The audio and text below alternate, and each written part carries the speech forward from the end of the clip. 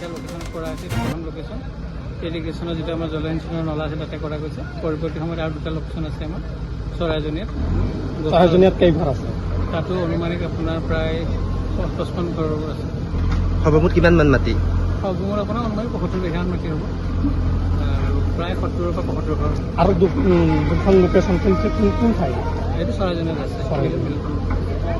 আজি আটাইকেইটা আজিয়ে কৰা হ'ব। তেখেতে অলৰেডি নটিচ দিয়া গৈছিলে, কালি মাইক তেখেতক জনাই দিয়া হৈছে। মানুহকেইটা গুচি গৈছে নে আছে? মেক্সিমাম জেগাৰ মানুহ গুচি গৈছে, ক'ৰবাত 2-1 ঘৰতো ৰৈ গৈছে।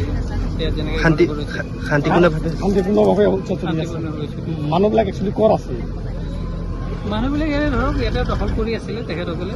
ইৰিগেশ্যনৰ পৰা অলৰেডি নটিচো তেখেতক দিয়া গৈছিলে আৰু ইয়াতে এইটোতো ইৰিগেশ্যনৰ আপোনাৰ ইৰিগেশ্যনৰ পৰা আছিলে আৰু তাতে আপোনাৰ ৰূপচাৰৰ দখল কৰি আছে তেখেতসকলে।